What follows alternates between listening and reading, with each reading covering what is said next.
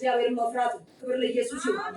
እስቲ በፈተና ውስጥ በሉ እስኪ እግዚአብሔርን መፍራት በሉ እስኪ ድገሙ። በፈተና ውስጥ በሉ እስኪ እግዚአብሔርን መፍራት በሉ እስኪ ጨምራችሁ በፈተና ውስጥ በሉ እስኪ እግዚአብሔርን መፍራት በሉ እስኪ። ይሁንባችሁ በኢየሱስ ይሁንባችሁ በጌታ ቤት። ቀጥታ ወደ መልእክቱ ገብቻለሁ። በዘፍጥረት ምዕራፍ 21 ነው የመልእክቴ ሐሳብ። ቁጥር 27 ጀምሮ የሚገኘው ክብር ለኢየሱስ ይሁን።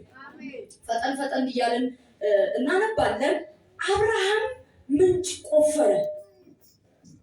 አብርሃም በዚህ ክፍል ላይ ምንጭ የቆፈረበት የተደሰተበት፣ ሰዎቹ ሐሳቡን ስላስተናገዱት በጣም በብዙ ደስታ የተነቃቃበት እና 7 በጎች ለመስዋዕት የሚሆን ወይም ደግሞ ለቃል ኪዳን የሚሆን ያቀረበበት ክፍል እና ያንን ምንጭ ስለቆፈረ ለመግዛቱ ምሳሌ እንዲሆን ለአቤሜሌክና አብረውት ለነበሩት ይሄ በቃ ምልክት ይሁን ብሎ 7 በጎች ለነዛ ሰዎች እንደ ገንዘብ ክፍያ የሰጠበት ክፍል ነው። ክብር ለእግዚአብሔር ይሁን።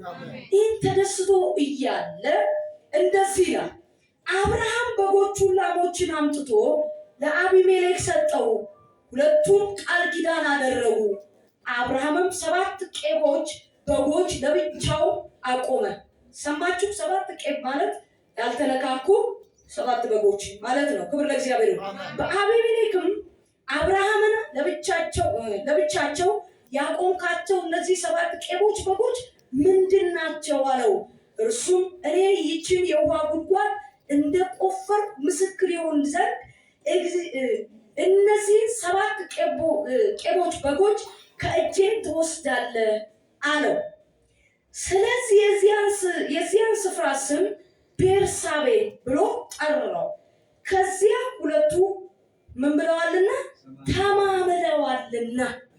በዚህ ክፍል ላይ አብርሃም ምንጭ ቆፍሮ እፎይ ለበጎቼ፣ እፎይ ለሚጠጣው፣ እፎይ ለትውልድ የሚሻገር ነገር ተዘጋጀ ብሎ 7 ቄቦ በጎች አዘጋጅቶ ከነዚህ ሰዎች ጋር ቃል ኪዳን አድርጎ 7ቱንም ሰጠና ቀጥታ እግዚአብሔርን አመሰገነ።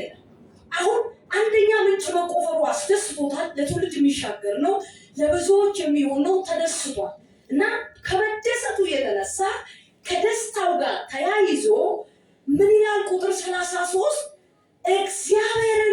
የእግዚአብሔርን ስም ጠራ። እንደውም የዘላለሙን አምላክ ማንን? እግዚአብሔርን። ትንሽ የሚረብስ ድምፅ አለው፣ አስተካክሉልኝ። የዘላለሙን አምላክ ማንን?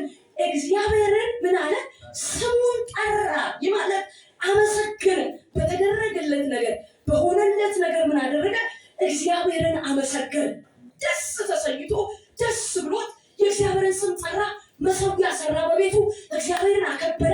እግዚአብሔር ሆይ ተመስገን ስላረክልኝ ነገር ተባረክ ብሎ ከዚህ ነገር በኋላ በምስኪ ከምን በኋላ? ከምስጋና በኋላ ስጦታውን ከተቀበለ በኋላ እግዚአብሔርን ካከበረ በኋላ አብርሃም ደስ ብሎት አመስግኖ ሳይጨርስ ሌላ ዜና መጣ። ክብር ለኢየሱስ። ምዕራፍ 22 ላይ ከዚህ ነገር በኋላ ይላል። ከየትኛው ነገር በኋላ? ምንጩን ካስቆፈረ በኋላ፣ የምስጋናን መስዋዕት ከሰዋ በኋላ፣ እግዚአብሔርን ካደነቀ በኋላ ከባድ የሆነ ፈተና መጣ። ፈተናው ደግሞ ከመልአክ አይደለም፣ ፈተናው ከሰው አይደለም፣ ፈተናው ከራሱ አይደለም፣ ከማይሻለው ከእግዚአብሔር ዘንድ መጣበት። ቁጥር 1 እና ቁጥር 2 ስትመለከቱት ከዚህም ነገር በኋላ እግዚአብሔር አብርሃምን ፈተነ። ቁጥር 1 እና ቁጥር 2 ተከታተሉ። ከዚህም ነገር በኋላ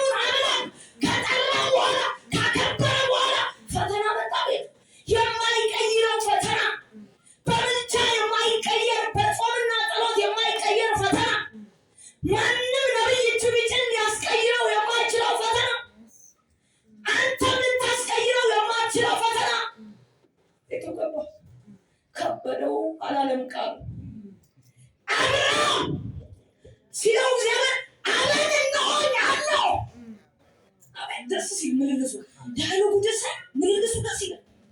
ክብር ለኢየሱስ። እነሆኝ አለው እንዲያ የምትወደው አንድ ልጅን ይስሐቅን ስሙን ጠርቶ አየህ እንትናን ይዞ እንዳይሄድ እስማኤልን ይዞት እንዳይወጣ የምትወደው አንድ ልጅ ይስሐቅን ይዘህ እኔ ወደማሳይህ ስፍራ ወስደህ ለእኔ ትሰዋልኛለህ ሲለው ምን ችግር አለ? እግዚአብሔር አንተ ካልክ ከይስሐቅ አንተ ትበልጣለህ። ይስሐቅን የሰጠኝ አንተ ነህ። ስለዚህ ይሻው ነው። እሺ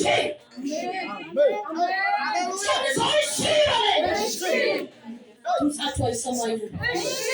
ድጋም እንደ ሰራዊት ተናገረ። ልጁን ያዘና አቤት የአብርሃም እርምጃ ደስ አይነት እኔ መሆን አልችልም እንኳን የራሴ ልጅ የሰው ልጅ ይዘሽ እንጂ ሂጂ ቢሉን ኧረ በስመ አብ የእግዚአብሔር ፍቅር ሲሆንብህ እግዚአብሔርን ስትወደው በአምላክነቱ እርግጠኛ ስትሆን እንዲህ ያደርጋል። ዝም ብላችሁ እዚህ ክፍል ላይ ሰዋው ሲለው አብርሃም ራሱን እንደ ሰዋ ዝም ብላ አይታይም። ራሱን ያልሰጠ ሰው መሰዋት ማለት መስጠት ማለት ነው። ራሱን ያልሰጠ ሰው ልጁን አይሰጥ። አረ እግዚአብሔር ሆይ አቤት አረ ልጅን ከምትል እኔን ውሰደኝ አይነት አላለም። ይስሐቅን ያልከው አይነ ይስሐቅን ያረፈ ወደድከው ይላል። ካረፈ ከአንተ የሚበልጥ ይስሐቅ የለም። ይስሐቅን የሰጠኝ ተናግረህ በቃል ነው። አሁን ደግሞ ከወደድከው እሺ እንጨቱን ያዘ፣ አህዮችን ጫነ፣ የሚያስፈልገውን ነገር በሙሉ ይዞ ወዴት ሄደ? ፈይካቶ ካፋን ያሳ። በጣም የሚገርመኝ አብርሃም ሁለተኛ ተፈተነ። አቤት የልጁ ንግግር አቤት ከጎን ያለው ሰው ግድ የለም በለው። ፈተና በዛ ወይ በለው። ትወጣለህ በለው። ድገም ትወጣለህ በለው። ፈተና በዛብህ ወይ በለው። ትወጣለህ በለው። እሺ ምዕራፍ 2:7-8 ስታነቡት አባዬ አለው። አባዬ ሲለው እንጨቱ ይኸው ቢላም ይዘሃል፣ ማቀጣጠያ እንጨት የሚሰዋበት ስፍራ ተነግሮሃል፣ በጉ ግን የት አለ ሲለው የወለደ ሰው ያውቃል። አሁን ስሜቱን ልነግርህ አልችልም። አባባ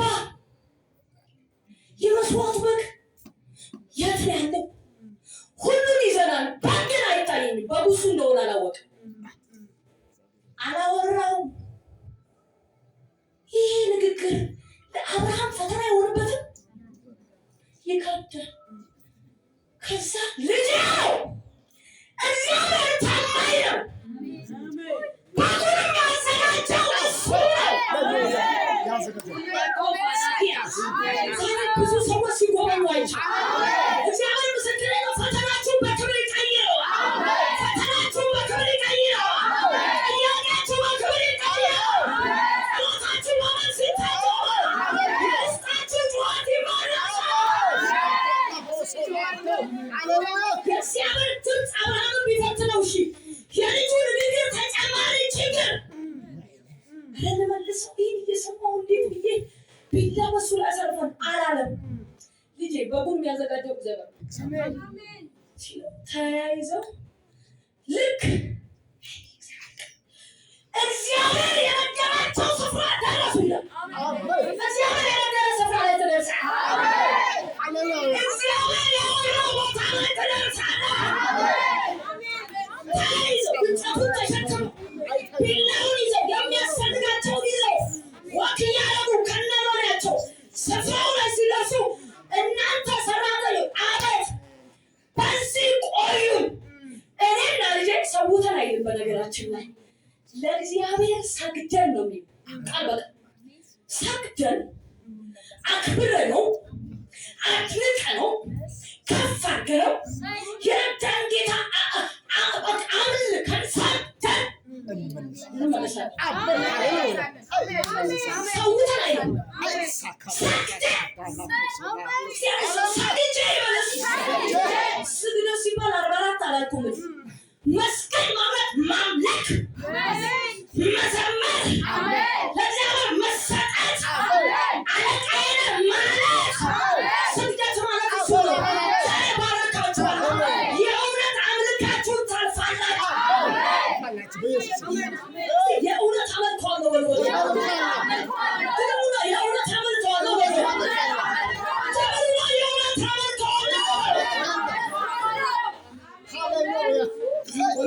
እንመለሳለን አለ። ስፍራው ላይ ደረሱ። ከዛ እግዚአብሔር አምላክ የነገረው ተራራ ላይ ወጣ።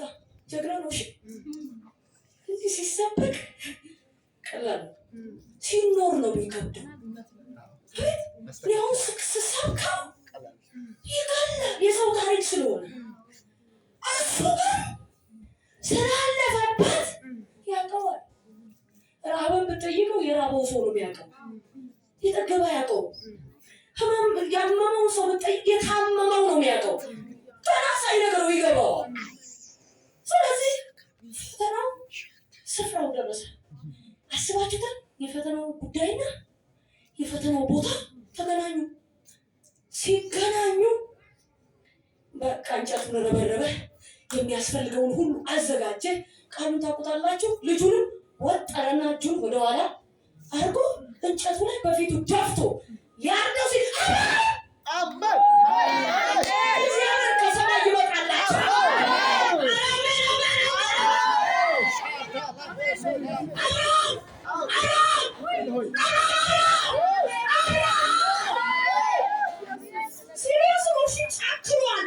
በጨከሩን እግዚአብሔር ስላወቀ እጁን ሳሳረፍበት የነገታ ቃል ገባ። ሳይባርካቸዋል የሰው ጅናት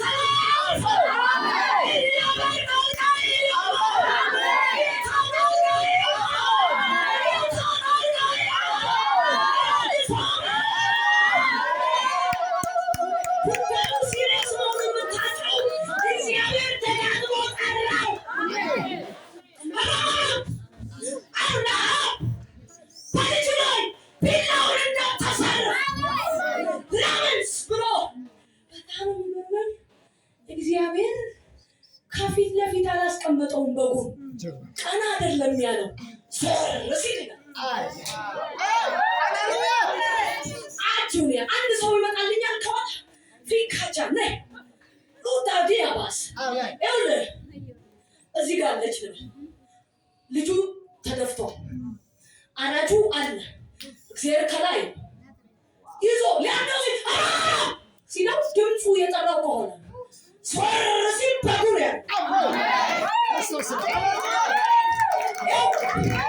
አብርሃም ከኋላ መጠራቱን አውቆ የተጠራው ከኋላ ነው። ለምንድን ነው ከኋላ የጠራው ሲባል በጉር አዘጋጅቶ ነው ከኋላ የሰራዊት አምላክ እግዚአብሔር ፈተናዎቻችሁን በክብር ያደርጋል። ለክብር ያደርግላችኋል። ለመዝሙር ያደርግላችኋል። ለድል ያደርግላችኋል።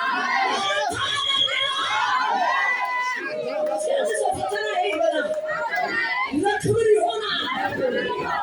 ቃሉን ማስተባረክ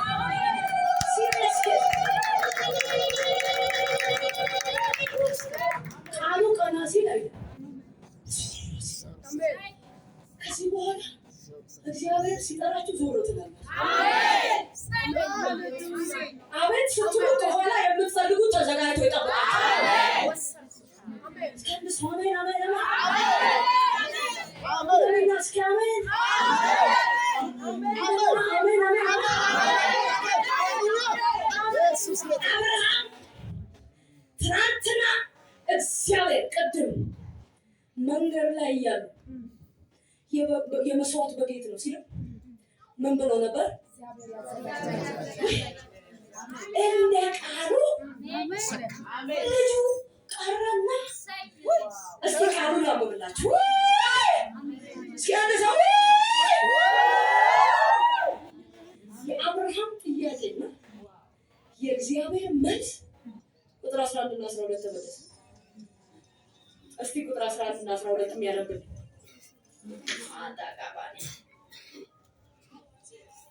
የእግዚአብሔር መልአክ ከሰማይ ጠራና አብርሃም አብርሃም አለው።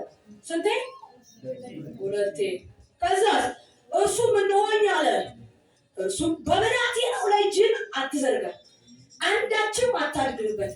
አንድ ልጅን ለእኔ ምን አላልክም አልከለከልክምና እግዚአብሔርን የምትፈራ እንደሆንክ አሁን አውቃለሁ አለ።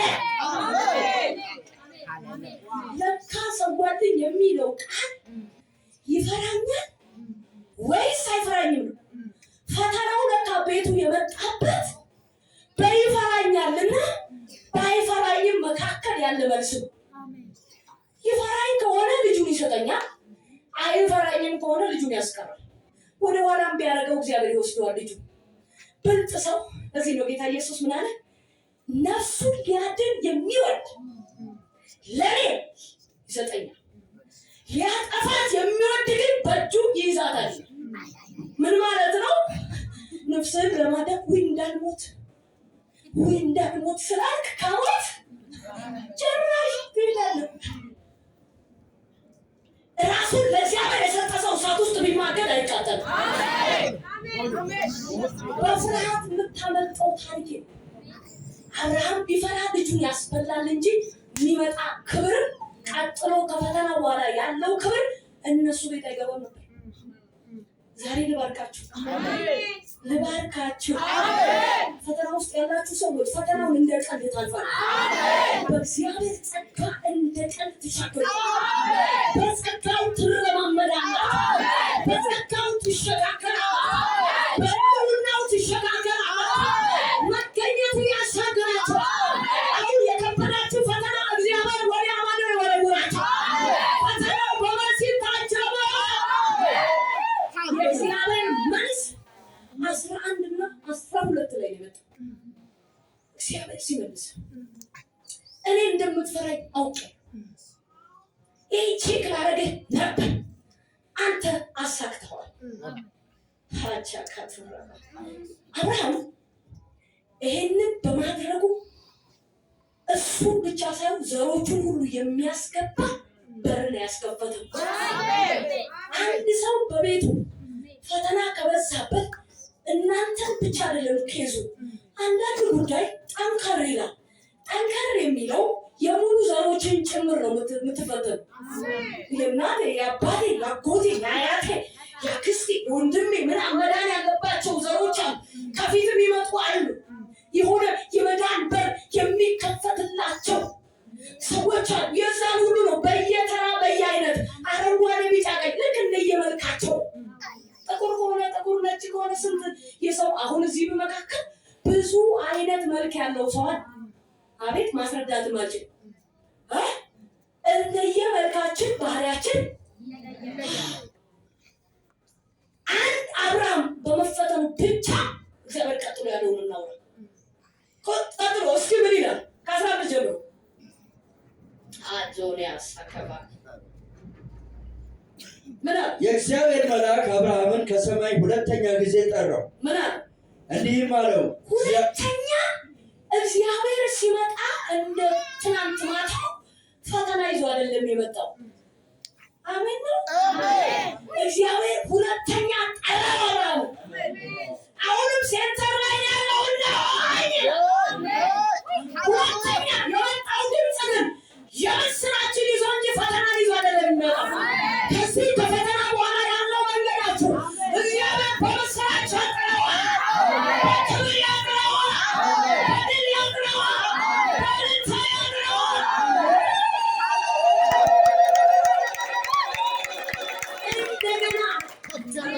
እንደገና እግዚአብሔር ፈትኖ ከዛ ጥሎ ሄደ። እንደገና ይጠራል። እንደገና የምስራች ሊያሰማው በለው እስኪ። እንዲህም አለው። ምን አለው? እግዚአብሔር በራሴ ማልኩ ይላል። እንዲህ አለ፣ አልቻልኩ አለ እግዚአብሔር። ይህንን አይቼ ለእኔ ያለ ልብ አይቼ አልቻልኩ። በራሴ ልማልልህ። እግዚአብሔር እኮ ነው የሚያወራው። እባርካችሁ። ሀገር የሚያየው በረከት እናንተ ቤት ነው። በእሳት የሚያዩት ድል እናንተ ቤት ነው። በኢየሱስም ዘሮቻችሁ የሚያዩት በረከት እናንተ ቤት ነው። ስሙ ስሙ፣ በጣም ስሙ። ይህን ነገር አድርገሃልና እሺ፣ አንድ ልጅህን አልከለከልክምን? ከ15 ጀምሮ በእውነት በረከትን ባርካሃል።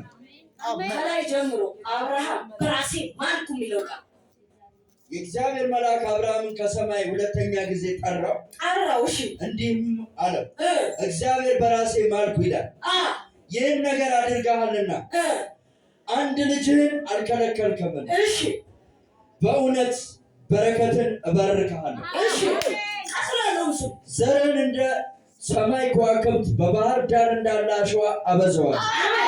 እሺ ዘርህም የጠላቶችን ደጅ ይወርሳል። አንዱ ሰውዬ ተፈትኖ ዘር ነው የሚያስገባው። እግዚአብሔር ይውላችሁ ፈተናውን ይዞ ሲመጣ መልእክቱ የተነገረው በመልአክ አይደለም፣ ራሱ እግዚአብሔር ነው። የምስራቹን ግን መልአኩ ነው የነገረው። ለምን ይመስላችኋል? ለአብርሃም መልአክ ቢነግረው አያምንም ነበር። ራሱ እግዚአብሔር መጥቶ ፈተናውን ነገረው። መልሱን ግን በመልአክ ነው የመለሰው። ክብር ለእግዚአብሔር። እግዚአብሔር ፈትኖ በመልአክ መልሱን አሸክሞ ይልካል። ምናልባት በጉን መልአኩ ተሸክሞ አቁሞት ይሆን? ዛሬ ልባርካቸዋል። እየተሸከሙ የሚመጡ መልአኮች አሉ። አንቀራቢ መልአኮች አሉ። እነሱ ዛሬ ማታና ተቤት ይገባል። እነሱ አቀራቢዎች አንቺ ቤት ይመጣል። ቤት ይመጣል።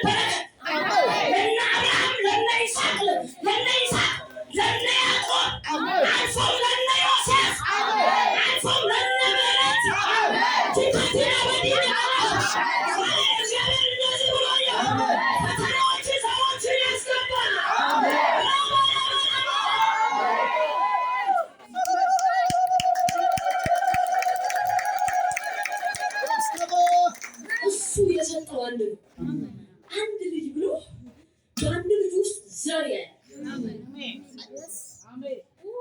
ማባዛት ከፈለግ ሰዋው እንዲበላልህ ከፈለግ ራስን ሰዋው። ሮሜ ላይ እንደተናገረው ወንድሞች ሆይ ሰውነታችሁ ሕያውና ቅዱስ መስዋዕት አድርጋችሁ ታቀርቡ ዘንድ በእግዚአብሔር ርኅራኄ እለምናችኋለሁ። እግዚአብሔር ራስን በመሰዋት ውስጥ ነው ማባዛት ያለው። ራስን ያልሰጠ ሰው ገንዘብ ስጠውትም የሞተ ነው የሚመስለው። ራስን የሰጠ ሰው ገንዘቡን ብትወስድበት አይጨንቅም። ራሱን የሰዋ ሰው የሆነ ነገር በምድር የሚቆጠር ሳይሰራ ላስረዳ የማይችለው እሱን ብትወሰድበት ጉዳይ ራሱን ለእግዚአብሔር የሰጠ ሰው እግዚአብሔርን የሚወድ ሰው ምንም ቢወሰድ በፈተና ይጸናል፣ ይቆማል። እንዲህ ይላል፣ ከእግዚአብሔር የሚበልጥብኝ ነገር የለም ይላል። ዛሬ ባርካችኋል። ዘመናችሁ በድል ይጠናቀቃል። እኔ ልጁን በመሰዋት ውስጥ ለመሰዋት በመዘጋጀት ውስጥ አብርሃም ራሱ መሰዋቱ ነው የታየ። አንዳንድ ሰዎች ልጆቻቸው ሲታመሙ ለእኔ አድርገው ልጆቻቸው ምን ያክል እንደሚወዱ በዚህ ሰዓት ሞት እኮ ነው የተፈረደበት። ምናልባት የታመመ ልጅ ሊፈወስ አይችልም። እየመጣ ያለው እኮ እያንኳኳ ያለው ሞት። እንደዚህ ቀልድ እንዳይመስል። ሰዋ ማለት ረዳው፣ በቢላ አንገቱን ቀጥ አድርገው። ሜሴጁ ከሰይጣን ነው ሊያስብል ይችላል። መልእክቱ እግዚአብሔር ረዳ አይልም። ነፍስ ማጥፋት እሱ ጋር የለም። እንጸልይበት ቅዱሳን። እስቲ የጸሎት ህብረት ሰብሰብ በሉ። ሮብ እንጸልይ፣ ዓርብ እንጸልይ። ዛሬ አድርጋች ጸልየልህ ላጸልየልህ እሺ ብሎ ተሸክሞ እንዲህ አይነት ማንነት ይግባበት። እግዚአብሔር በር ከፍቼልሻለሁ ብሎሽ እኮ ለመግባት ነው የምታጸልዩ። ጌታ ሆይ ፈቃድ ነው ወይ? ሰውየው ልጅ እረድልኝ እያለ ፈቃድ አዲስ 340 ቀን አንድ ሳምንት 2 ቀን ማለት ነው።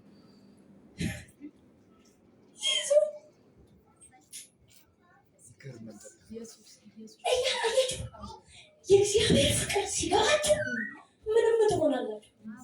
መልእክቱን እራሱ አትጠራጠሩ። ለካ እንድትጠራጠር የሚያደርገን እግዚአብሔርን አለመውደድ ነው። እግዚአብሔርን የሚወድ ሰው ለዚህ ነው ባለፈው ሳስተምርለት ፍቅር ይልን ሁሉን ያምናል፣ በሁሉ ይጸናል። ፍቅር ሁሉን ያምናል። እግዚአብሔርን ስለሚወድ ድምፁን አመነው። እግዚአብሔር አሜን። 15 ላይ እኔ ላንተ ጋሻ ነኝ ብለህ 17 ላይ እኔ ኤልሻዳይ ነኝ ብለህ 12 ላይ ከሀገር ውጣ ብለህ 13 ላይ ሎጥን ለይተህ ተናገረኝ 22 ላይ አልጠራጠርም ማለት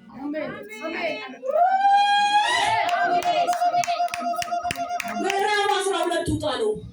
13 ሎጥ ታሪክ ታውቁታላችሁ። ተለየው አይዞህ አደርጋለሁ አለው። 14 ጠላቶቹን መክቶ ድል አድርጎ የሎጥን ጠላቶች ጨፍጭፎ ማርኮ መጣ። 15 ላይ ሲፈራ አራም ትፍራ ሌላ ተቃሻለ። 16 ላይ የነ እንትና ታሪክ ልጅ የመውለዱ ኬዝ ሲቀር ያችን ሴትዮ አስገባት። ግብፃዊቱን ማነች ማለት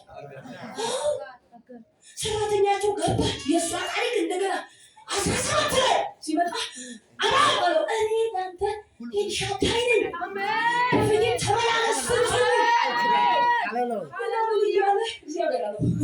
እስከ ዛሬ ስታወራኝ የቆየውን አንተ 22 ላይ ደርሼ ልጅ ሲባል አልጠራጠርም። አንዳንድ ሰው መልካም ነገር እያለ ወስዶ ገጭ ያለ መንገድ ላይ ጌታ ሆይ ይህ ጉዳይ እንዴት ነው ራለ ሆይ ድምፁን ሁሉ ሊያሻሽል ይፈልጋል። አብርሃም አላሻሻለም። ብለኛ እንገባለን 7 ቀን የለ 3 ቀን የለ 40 ቀን የለ ወር የለም አይላለሁ።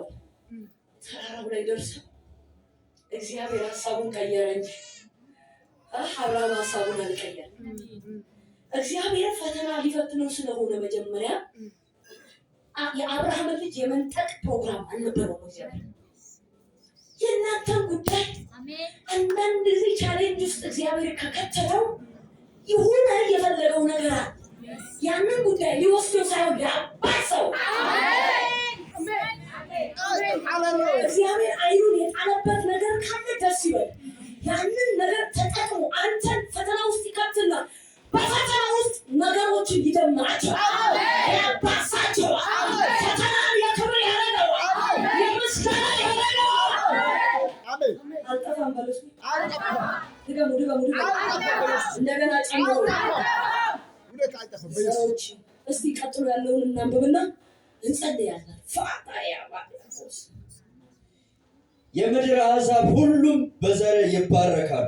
እሺ ቃላችሁ ነገሩ ዘርህ ብቻ አይደለም። የምድር አሕዛብ ሁሉ ቀጥል ቃሌን ሰምተሃልና ይሄ ሁሉም ይሆንልህ አለው እግዚአብሔር። ቃሌን ስለሰማ አብርሃምም በዚያ ወደ ብላቴኖቹ ተመለሰ። ብላቴኖቹን እዛ ቆሟቸው አይደለ?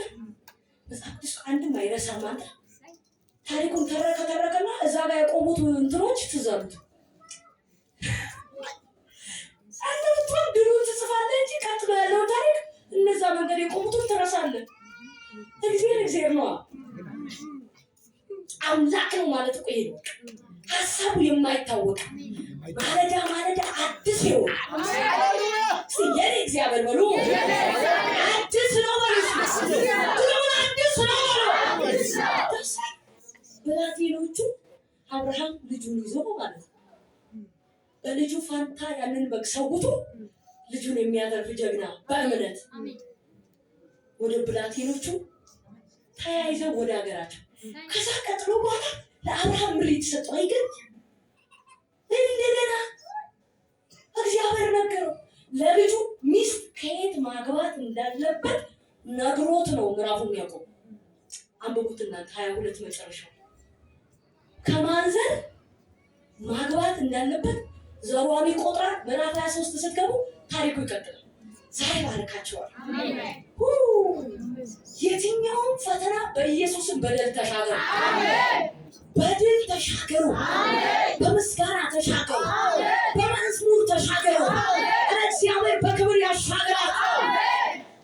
ዘመድ የማይረዳበት አይዞህ ያለው የማይበርበት ሁኔታ ውስጥ ነው እግዚአብሔር ያስገባው። በምንም ሊተካው የማይችለው ተስፋ ያደረገበት ወንጌልን ያስቀጥላል ብሎ ያሰበው ልጅ አስበው አምጣው ሲለው እግዚአብሔር። እንዲህ አይነት ችግር ውስጥ የገባችሁ ሰዎች በፈተና ጽኑ። አብርሃም በፈተና ውስጥ እግዚአብሔር ምን ያለ ፈራው። እግዚአብሔር አንተንክ፣ እግዚአብሔር አንተ ወደድከው፣ በቃ እሰጥሃለሁ ብሎ ሊሰጥ የተዘጋጀ ሰው። ስለዚህ በፈተና ውስጥ እግዚአብሔርን መፍራት ያስፈልጋል። ከዚህ መንገድ ልቀር ይሆን?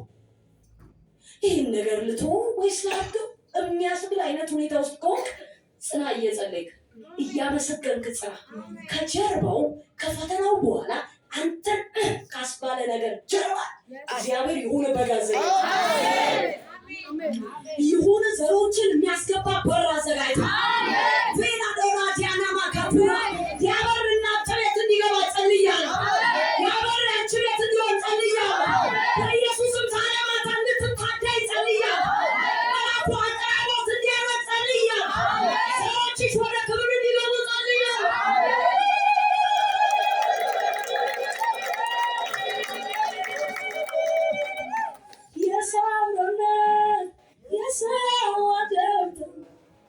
ድንገት ያቆማል ሲመጣ ማታ ሁሉ ሲገባ ወደ የቤቱ አለኝ የሚል በምሕረቱ ለብቻዬ